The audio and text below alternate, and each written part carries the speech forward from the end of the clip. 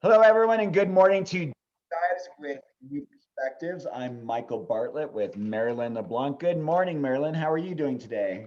Good morning, Michael. I'm doing pretty well. It's a nice, bright, sunny day, and both of us, I know, are going to travel a little bit around the state today. So, looking forward to being out there in the warm sunshine, blue sky weather. And talking about the environment reminds me of our topic for the day, which is a lot to do. I mean, it's not specifically Gemini, but it has a lot to do with Gemini, and Gemini is about our environment. Lots of activity related to Gemini. Actually, the one of the things that happened this past weekend, as we're recording this show, and I don't even remember the date. Today is the 23rd Right. of May. The planet Saturn went retrograde in the sign of Aquarius. However, and I say this a lot on Moonwise, every zodiac sign contains all the other zodiac signs. And Saturn went retrograde in the Gemini decan. There's three decans in every sign. They have 10 degrees each. And the Gemini decan of Aquarius. So it's like Mercury, Saturn, Uranus energy all poured in together. Well, and so also what you kind of alluded to but didn't state clearly is that Mercury's going retrograde in Gemini on. Well, that too, well, I thought, That's kind of what you're saying too, right? On the oh, 20th. exactly. There's a lot's going on. And actually, Venus is going to be squaring Neptune, and Venus is in Gemini as well. So there's nothing that's so. I mean, look at even just like how we're kind the of sun talking. is in Gemini, and we're going to have a solar eclipse in another week and 2 weeks or whatever. No, and the lunar eclipse is tomorrow, right? Well, that's the lunar eclipse. The sun Exactly. is. But I mean, that's even. We're But going I'm to have just a saying, it's like solar eclipse right. in 2 weeks' Well, we're in time. that cycle. So I mean, there are all these things that are very subjective, introspective, um, slowing down, right? Kind of reviewing things, taking time. Like, look what's going on in society right now, right? The war, the kind of like the problems that's going on with Palestine and Israel, and maybe a possible resolution. I heard the other day, maybe, coming forward and saying, hey, why don't we just finally create two states that create safety for both people, right? Yeah, oh boy, that's been a topic that's on the table for some people think it's dead, but still that whole kind of relationship, because all the air signs have to do with relationship. And Gemini is definitely, it starts with the family, siblings and cousins and, relatives of that sort. But then it goes on to the neighbors, the people we These work with. neighboring countries, right? I mean, these are literally neighbors. I mean, regardless of whether you're neighboring countries or you're neighboring peoples or whatever, you're neighbors. So how do we live in a society that allows for each of us to have our own respective? I mean, we talk about this so much on the show, right? This is like the Aquarian, how do we get to this place of allowing everyone their beliefs and understanding that doesn't take away from us? How do we step away from the eye for an eye, which makes everyone blind? Yeah. Well, because we Aquarians know that, that the people that aren't looking at their neighbors, their friends, their family as all connected. We're all connected in some way.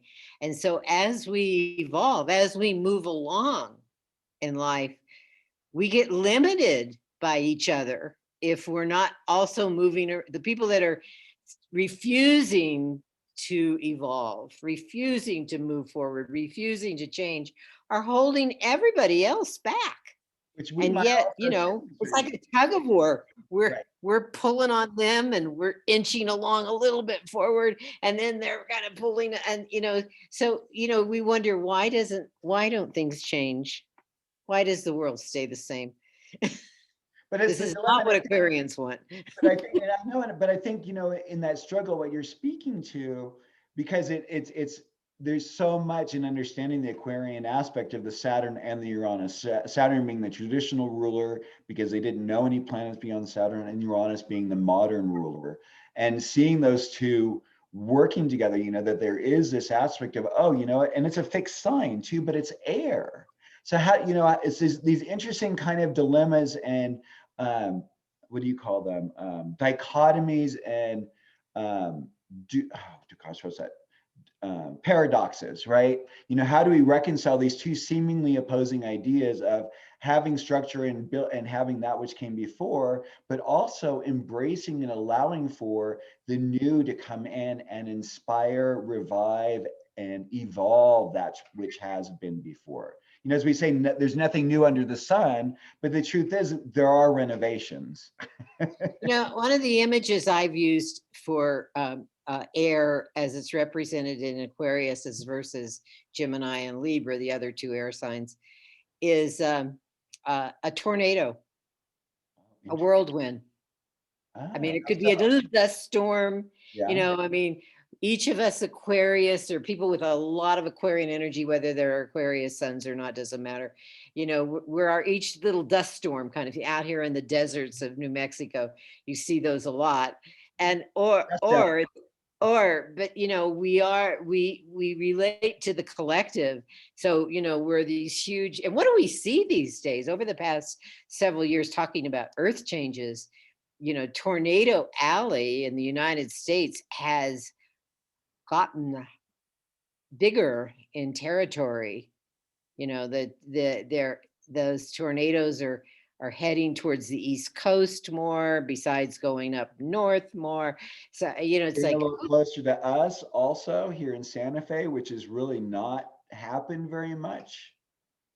right, especially the eastern part of the state has had some tornadoes. And I mean, Colorado has had them for quite a while. And I have relatives in Colorado. And I can remember my mother saying to me one time, and she would visit up there, how, on a summer afternoon, the dark clouds would come in and everybody would look suspiciously, she says you could tell they were concerned about whether or not they should go in or not. And Should I we don't know, be outside? exactly. And I don't know if it happened for you over the weekend, but the quarter size hail. Yes. And it's very interesting. Maurice Fernandez said that back when Jupiter entered Pisces last time, that there was hail in Bangladesh. So another interesting, so then, of course we have the Jupiter entry into Pisces too, where Neptune already is. So, we're really kind of, it's going to be, and here in Santa Fe, we're getting monsoon, I mean, you alluded to it, but here in Santa Fe, there used to be what's called the monsoon season, which would happen, usually the end of August through September or July and August.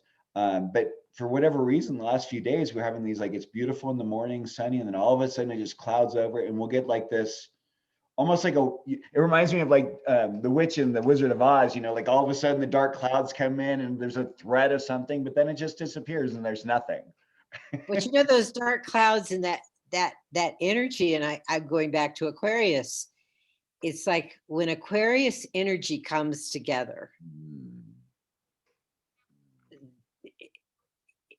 it's potent. And it can be devastating. And I've often said this about Pluto, and I would say this about Uranian energy as well. And actually some of the things that we say about those two planets actually overlap, is that when something has really overextended its usefulness, its timing, and I'm not necessarily talking about material things, but it has to do with even our behaviors and and perhaps even some of the ways in which we live and the way we use Social contracts, basically, yes, right?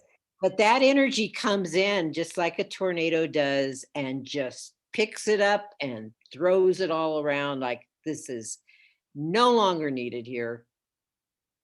Get out of here, clean it up.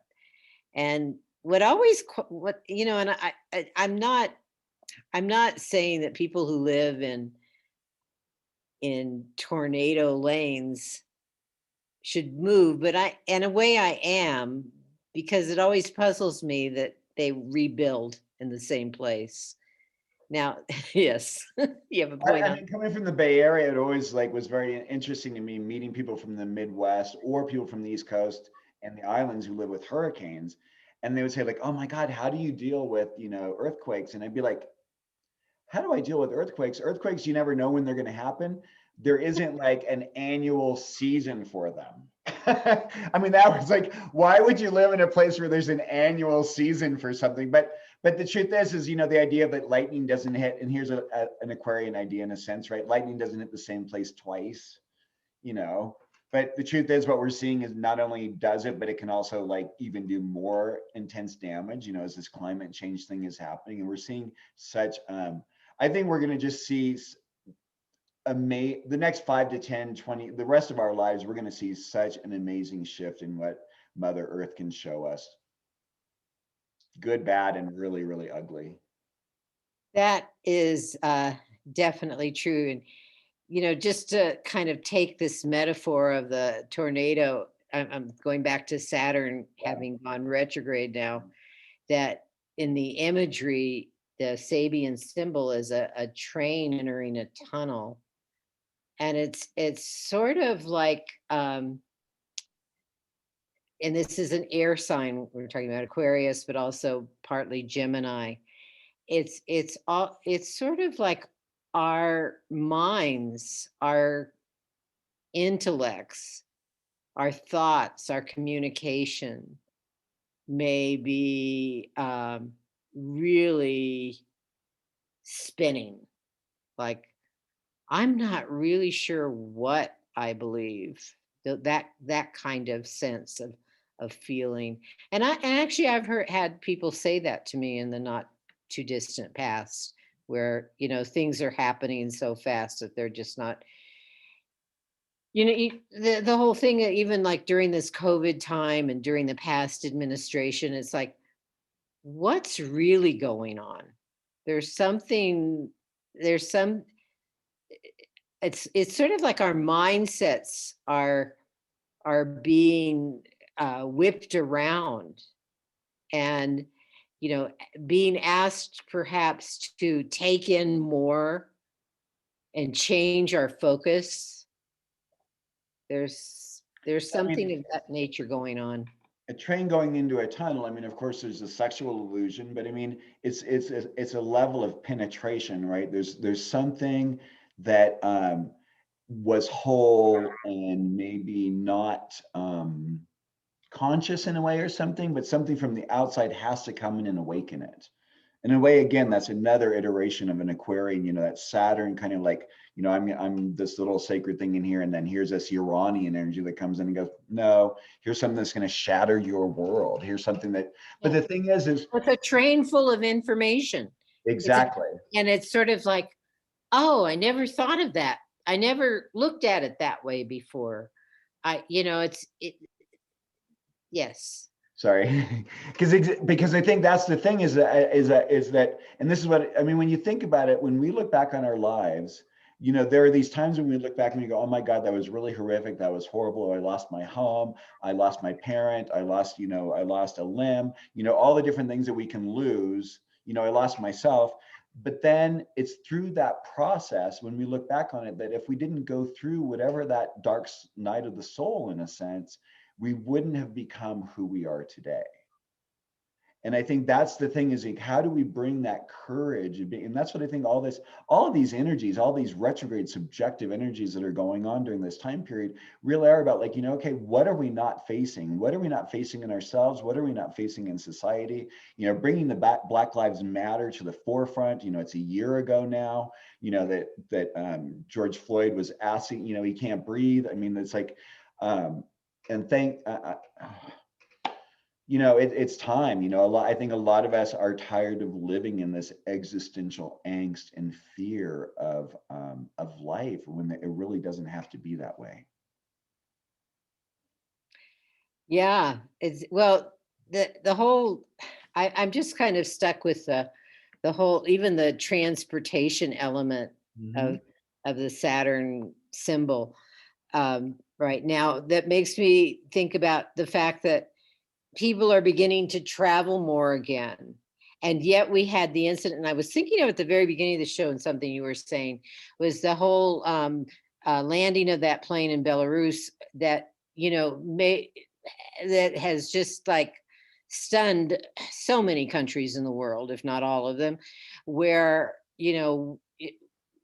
are air traffic lanes safe for planes to fly over? I mean, we may, and it's sort of like we're having to think deeper about transportation, the structure, because Saturn represents our overall social structures, and at a time when people are thinking, oh, finally I can make that trip to Europe, I can take that trip to China or wherever I'm planning on going, and which they put off for a couple of years now. Well, So two things that I want to say too, look at, the other thing is what is the issue, Gemini and Aquarius, there's an element about, and especially with Saturn involved and Mercury, speaking truth, right? Like the Russian, I'm sorry, I'm really bad with names, Navalny. yeah, no, The don't one who's ask like me.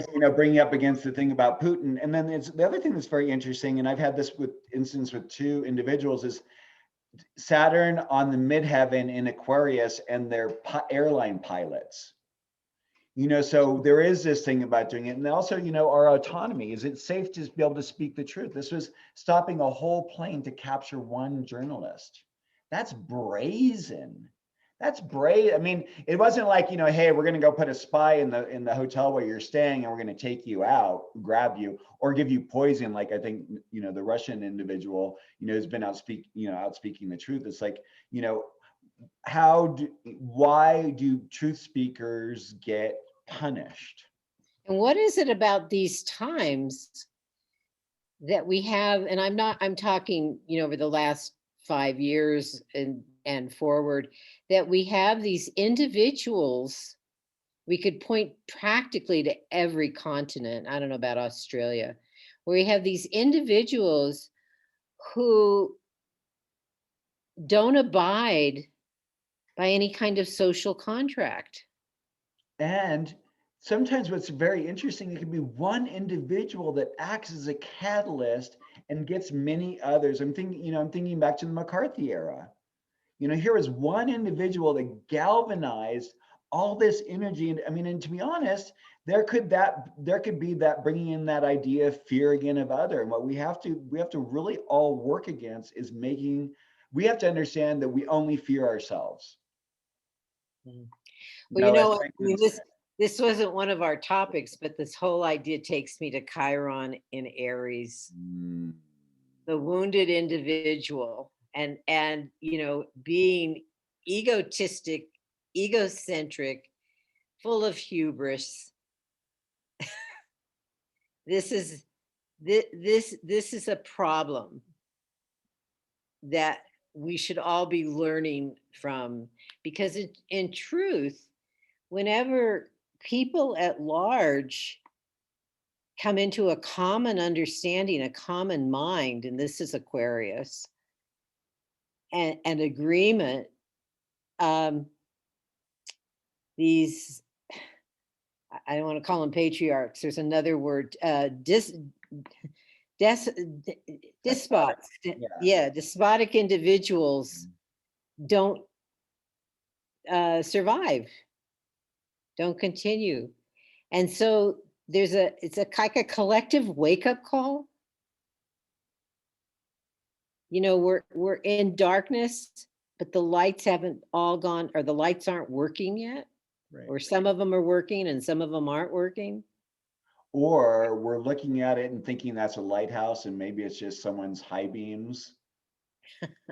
I mean, it's discernment, right? Because the thing is that, we've been fed a lot of half truths. I mean, when we look at the whole issue around vaccination here, this is another thing about speaking the truth.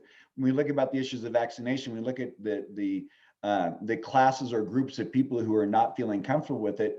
In the minority groups, we have minority groups who have in the past been taking advantage of, you know, the Muskegee, you know, the individuals who were, you know, injected with things that were, you know, the African Americans, this would be, you know, people of color who were injected with these, you know, syphilis and other issues, you know, to find out what happens.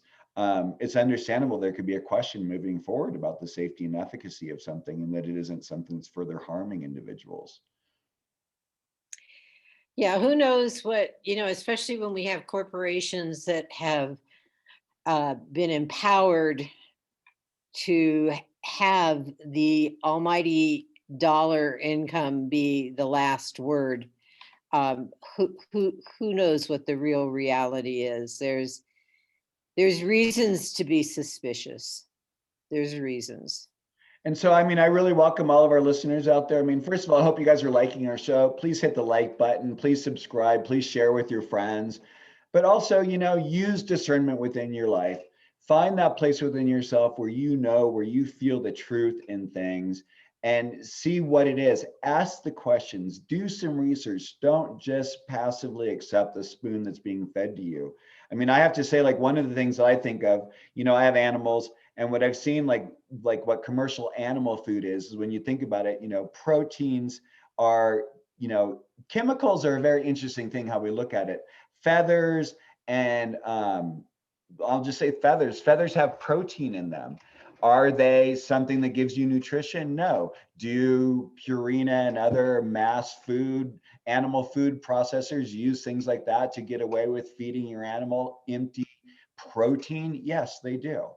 Hmm. So these are the things about discernment. What is it you're putting into your body? Are you eating highly processed foods?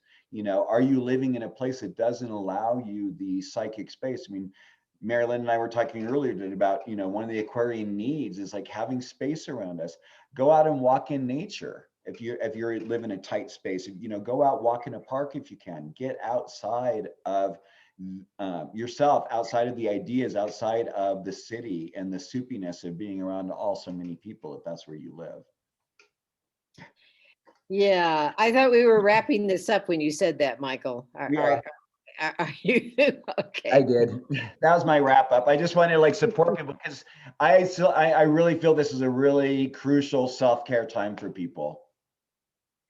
All right. Well, I just want to remind people also that some of these shows can also be listened to on Moonwise. Matter of fact, this coming Saturday, part of last week's deep dive is not the whole thing because Moonwise is only 26 and seconds long, so it's not. You know, we usually talk longer than that. But you can always listen to my shows on KSFR's podcasts listing, which is at ksfr.org under the program tab. You'll find the podcasts. And also, you can check out my website, moonwiseastrology.com, in which you will find information about the moon minutes and moonwise and the kinds of consultations that I do. You can contact me at Merrylin LeBlanc at gmail.com or moonwise at ksfr.org or call me 505-690-1878. Michael? And you can find a lot of information out of me at core, C-O-R-E, Michael, MICHAEL.com for readings. I'm available for readings, speaking engagements, intensive now that people are able to travel around the country again. And tune in again next week. And thanks for joining us. Have a great Okay, week. bye for now.